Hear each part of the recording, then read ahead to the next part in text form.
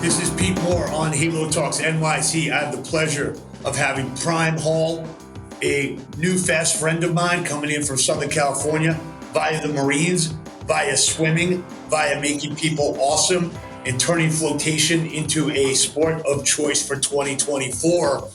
Welcome to the show. Thanks for having me, brother. Awesome. So, look, you've been at this for a while. You've got a lot of traction with teaching people how to swim, how to survive in water, in some intense type of situations, as well as in a swimming pool, in a recreational pool, or birthday party. So, talk about what you've done. We'll talk about deep sea. We'll talk a little bit about the torpedoes, and we'll get people ready to get into the water. Fire away. Yeah, awesome. So I was in the Marine Corps, as you mentioned, from 2005 to 2017. And as I got in, I was an infantry my first 4 years, and then I got in to be a water survival instructor. And so a lot of our programming comes from the principles of military water survival. So for those of you that heard about the individual that fell off the Carnival cruise ship this last year, and he survived in the Gulf of Mexico for 20 hours, that's essentially military water survival starting point, because in World War II, there were individuals that fell off ships accidentally and the ship kept going, and they would end up surviving in the ocean for several days, some of them that didn't even know how to swim. And so what they came up with for the ones that survived, and they brought them in, and after they rescued them, debriefed them, they came up with the military water survival program, which principles of that are safe, slow and easy movements, apply natural buoyancy, full lung inflation, extreme relaxation. So like you said at the beginning, flotation device. So a lot of what I do is when I train someone that isn't comfortable in the water, has never swam before, for example, is I put them in that water survival situation and I teach them how to survive, or we teach them how to survive in the water before we even teach them how to swim. So that water survival is a big part, and obviously the military and everything. And so from the experience of going I was in Marine Raiders, so Marine Special Operations, which started 2 years after I joined the Marine Corps. So I went in as a guinea pig at the beginning of modern day Marine Special Operations, and kind of learned the hard way, because none of this training was accessible to us at that time. So now, like, we train special operations candidates from all branches, and they can come to our programs and get our training and get mentored and basically be all set and ready to go. And they go and have a very high success rate. We didn't have any of that back then. So when you take a look at the training that you're doing, the survival training, does somebody have to pass that in order to become, qualified into whatever, group or agency or Marine Corps unit? You have to actually pass this water survival training that you do, and then basically the government and the military is outsourcing all that to you as a third party? In some cases, we have government contracts that we work directly with the military, inside the military with active duty, and then outside with recruiting services, for example. So we help with recruiting and training the special operations candidates that are going from off the street into special operations training directly after. Right. So our goal is to build as much water confidence as possible and get them ready for whatever personal, like, it's always personalized to the branch of the military or the specific training that they're going into.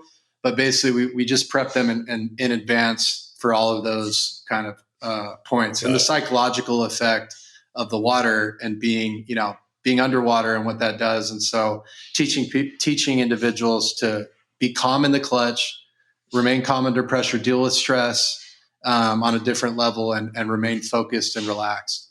When you take a look at the curation of content that you guys have put together, how much of that right now are you feel confident about doing remotely, through video, and in person? That's a great question. So we have virtual programming and all of that, but the in-person programming is there's no comparison to having an in-person instructor with you, guiding you through that process and really mentoring you through it. So what we've done to kind of mitigate the bottleneck of us, because when we started 6 years ago, it's our headquarters is here in Southern California, so San Diego, Orange County, and we've basically, since we started, everybody's had to fly in or we've had to fly out to facilitate training. But 2 years ago, we started our licensing program for Deep in Fitness, similar to CrossFit, where we license to individuals using municipal public pools that are basically underutilized.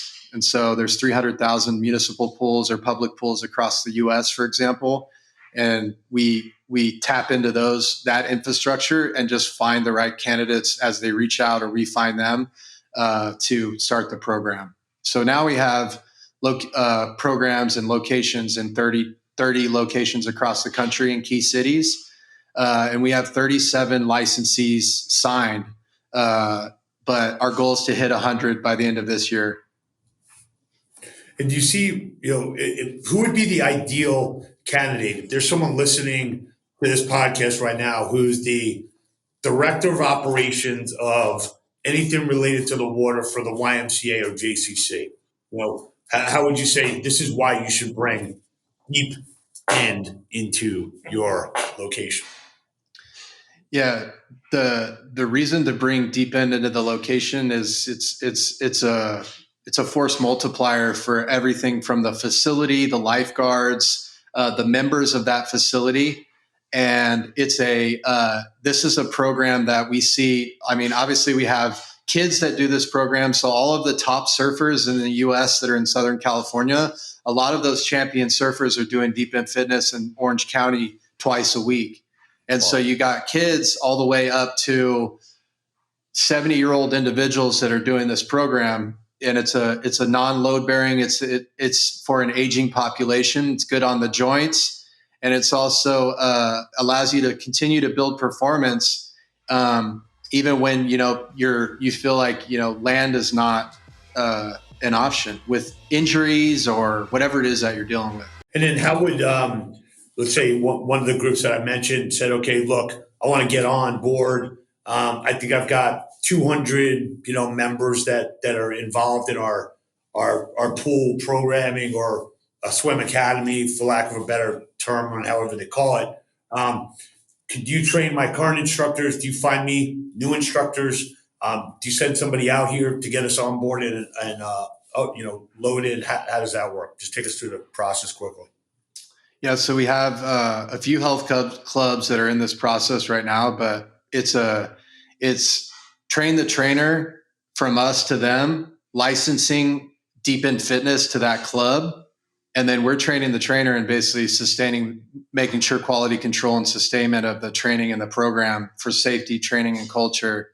And outside of the health clubs, for any individual, whether that's wanting to get involved or anything, basically the biggest draw that we see is individuals that have a fitness enthusiast background or a water enthusiast background with a business acumen. So water businessmen, fitness enthusiasts, fitness businessmen or women, whatever you want to call it, that's kind of where we see the highest performing programs across the country right now. So not only if I'm unraveling this the right way and repackaging it back to you, you can go in and you can say, hey, you're a JCC, you're a YMCA, you're a health club. You've already got a pool. You're not really running any kind of branded or sophisticated or proven, programming for getting kids swimming and optimized and survival, certified. Let me give them our program and implement this with your current team. Separately, if you're a swim instructor and you actually want to have a branded type of offering and leverage everything that we've just talked about here, for you being in the Marines since 2005 and actually running, the survival, water training there, I'll allow you to license my program. Go out. If you've got pools that are either private pools, municipal pools, wherever it is, you can run training, using our program on a non-exclusive basis. When you don't get a territory, you just basically could say that you're part of it. Is that accurate? Yes. And are there any sales jobs available that I might be able to get onto to sell your program for? Yeah. Okay. Yeah. So talk about how many kids and how many adults have been trained. And if I am become a licensee, can I fill out a full day? And I'm basically like, you guys see people doing 2, 4, 6 hours a day. What do you see as some of the aha moments as you look at your licensees? That's a great question. And then one follow up on the health Yeah. club. So some health clubs have a misconception because they'll have like a aerobics class or something like that in the water, and they don't want it to compete. This is not aerobics. This is what basically swimming meets CrossFit. If you want to just Okay. break it down really simple, so it's a performance program, and it's new, it's innovative, and it basically, you know, it's got a lot of momentum and hype behind it. So for the individuals, going into your question about comparing it to a CrossFit gym, right? You gotta have a gym, you gotta build the box. You know, it's 100,000 to 140 average startup cost to build a gym, but then you got to be there all day. So the beauty of this program is that, we have individuals like the licensee in Newport Beach, for example, is working 3 to 5 hours a week with one partner, bringing in 160K a year. Got it. So it's very limited time at the pool, but it's basically as much as you want to put into it. Some people are doing it as a part time, whereas San Diego is crushing closer to 200K a year, and they've got like it's a full time op. So basically, not only do I actually get certified effectively, and I'm going to learn how to swim, I'm going to learn how to survive if I don't know any of that, right? Yeah. Whatever age I'm at. In addition to that, it's an ongoing program that you would use to optimize whatever you're doing, whether you're surfing, whether you're running, whether you're a flag football during the weekend, and you're like, hey, I know that if I do the deep end programming, it's going to help me on my flexibility, my workout recovery. So it's really not a program and then you get certified and you move on. It's a continuous program inside of your health club or wherever you're practicing. Yes, and it's not competitive with any other program because it's meant to supplement all the other programs, whether it's a sport that you play, 3 to 5 times a week, or you're a CrossFitter or whatever it is. This is something that's meant to do twice a week that's going to supplement and add value to everything else that you're doing outside of the pool. Very interesting. Cool. So when talk about you started the company, you're at 30 open locations right now with franchisees, with licensees. You're looking at potentially bringing some capital here, close out the first round. We made some introductions that'll be coming through. It might be later stage. But where do you see the company going? And if you want to touch upon the Torpedo League, at the right point here in the conversation. Yeah, 100%. So for deep end fitness, which is what we spend 95 or more percent of our time on, uh, the licensing is the key focus. And so our goal this year is to hit 100 licensees, and we have some opportunities through a relationship with CrossFit and the CEO, who's also a Marine connection, to do a hybrid licensing, for example, for CrossFit affiliates have been, for example, that have been in existence for 7 to 10 years. We know they're not going to fail, but they're looking for something new, and they're looking that's going to be exciting and add value to their members, but also bolt on an extra 150K to their business. And so we're looking to do a pilot program with CrossFit with 5 to 10 of those affiliates that we can then come back at the end of the year and say, all right, here's a hybrid license that we want to offer all of the affiliates that qualify for us with our standard, that we can add on 50 or 100, and then we could start looking outside of that. We have master licensees that are coming in from other countries, so like Philippines, Brazil, UK, potential for master licensees and people that are actively working on that with us. And so the Philippines looks like it's going to be first as a beta test for that, but yeah, that's the licensing. So our goal is to hit at least 100 by the end of this year, and it's kind of going to be some different licenses. And then there's also some health clubs that I mentioned that are looking to license as well, or in the process of that. Yeah, gotcha. And then talk about the Torpedo League for us. And is that a separate entity, or is that part of like the holdco? If there was an investor that got involved in Deep End, would they have any equity interest or affiliation with UTL?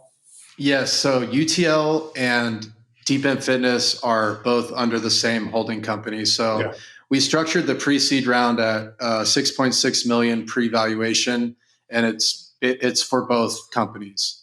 So and UTL started from a concept that we used to play as a water survival instructor. I used to have my instructors play this game to build confidence in the Marine Corps. We called it underwater football. And essentially, it was the biggest confidence builder that I ever saw with any of my team members or anybody that was getting ready for dive school. So we took that concept we had so many aha moments as far as, oh, well, all of these guys couldn't go down to the bottom of the pool when we were just asking them to, right? Yeah. But then when we played the game, they were all at the bottom of the pool trying to score. Sure. So if you can, the psychology of that is if you can get someone to shift their focus onto something external and then gamify it, you're really going to unlock results. So that's where UTL comes in. That's kind of the tip of the spear as far as the performers. The question just how the sport works. So, as I watched it, I unfortunately didn't see it live, but I watched a fair amount of video. Is it more about, it's not football where you actually got a line of scrimmage and like we're huddling, right? It's basically like water polo. It's like underwater water polo to an extent meets, I don't know, what will be the other sport? Yeah, people compare some of the strategies like to soccer on offense or basketball, and then, but it's full contact underwater water polo. Imagine the water polo nets were shrunken into miniature hockey nets and placed down at 13 feet at the bottom of the pool, and you have 5-on-5 with substitutes. So we usually have 12-person teams, and it's co-ed, and it's full contact, meaning that if someone has the torpedo, you can wrap them up, you can try to get the torpedo away and all that stuff. But obviously, if they let go of it, you have to let go of them. And if anyone doesn't have the torpedo, you can't touch them. Got it. And is there if you have a certain amount of air bubbles, is that like your safe word? No, that's a good question. So if the big rule is for safety is that we can never obstruct anyone's passage to the surface. Oh, gotcha. So, since we started UTL, we did all the research for underwater sports and the Olympic sports from the beginning of sport, and basically found that these underwater sports like underwater rugby and underwater hockey had been around since 1940s and started by water enthusiasts. And so for us being special operations Marines and water survival instructors, we really thought we had underwater football and there wasn't any other group or organization playing our version of what we played. So we took that and we renamed it Underwater Torpedo League, and we launched it as a commercial sport at the end of 2017 and basically been running it as a for-profit instead of a nonprofit, and been doing a lot of media that's gone viral for 6 years now. That's kind of built it up. Yeah. And do you find that there's, have there been any, unintended positive, relationships that say like, hey, I've gone to UTL. Actually some of our best players are now deep end instructors, or, somebody that's affiliated with this swim school has people in the league. And then it's kind of, are you seeing any kind of like domino effect from the league? Yeah. So the league, pickleball is going to have a domino effect from anything in the professional pickleball league to usage at the local. I'm thinking it might just be like two separate things. Yes. I don't know if you're seeing anything, or maybe there haven't been any like connections yet. Yeah, well, they play off of each other and it creates a virtuous cycle. And it's kind of like it's evolved over the years. But at first, it was like the razor and the blade, where UTL would create all this buzz and awareness, and we get all these articles and all this content goes viral. We're on ESPN and Sports Center. But then our business is all driven through Deep End Fitness. So it creates the awareness. And then they say, well, how do I do this? And we say, well, the feeder program to do this is you got to get into Deep End Fitness. So to your point about CrossFit games and like CrossFit. Exactly. Yes. Yeah. And CrossFit owns the games 100%. Yeah. So now like our big UTL tournaments, each year we host them here in Southern California, 2 big tournaments a year. And we use one of those tournaments as an annual licensee gathering, to to connect everybody. And so what we found really in the last year or two is, since we started the licensing, is that UTL's created a huge value proposition for the licensees, because now some of them, like we have 12 teams that have traveled out from around the country that are Deep End Fitness licensees that put together a UTL team that are traveling out here. And so now they got a travel team. They got, like, their community is reinforced and expanded based off of this UTL team aspect of it. So it's a force multiplier, and it adds value. And kind of looking at CrossFit case study, you know, they were quantity over quality for a while, and they didn't add a lot of value to the affiliates. And now that's what their main focus is adding value to the affiliates and the licensees and doing that stuff. So we're trying to catch that early and continue to build that community of licensees. Yeah, we got our next Halo Academy 101, which is starting in February. I got to get you and your business partner to take the class. Yeah. Because the second case that we do is on CrossFit. And we talk about a lot of the things in CrossFit that need to be optimized.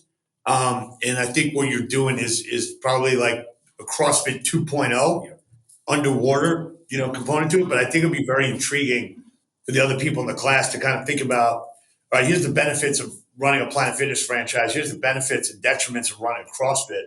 But here's like CrossFit actually maybe with some polish on it that allows you to actually have a successful business. I can go further on with it. But when you take the class with us, you'll see what me, and also it's good networking where you'll meet operators and people that have pools that should know about you. So definitely include that in our follow up here. Yeah. So in closing, you got any good either military quotes, Marine quotes, primisms that we could close with? Make it happen is the biggest one. Make it happen. But that's our motto. And then I guess the biggest thing for anybody with everything that we talked about and like why we do all of this stuff is when in doubt, focus out.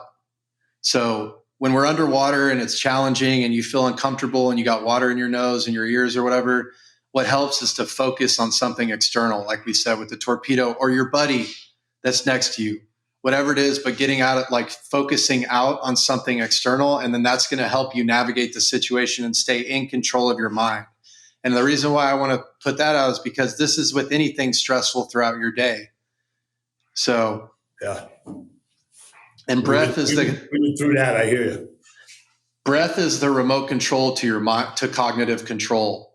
So if you can control your breathing, you can control your mind. And that's kind of the last thing I'll say on that. All right, I like the remote control. Well, if you want to have your remote control, have a little less breath to come up and get some air, go underwater. Let's go deep end. Let's pick up some torpedoes and let's make it happen in 2024. Prime, I'll be in touch. Great to see you. Thanks for being on the show. You too, brother. Happy New Year.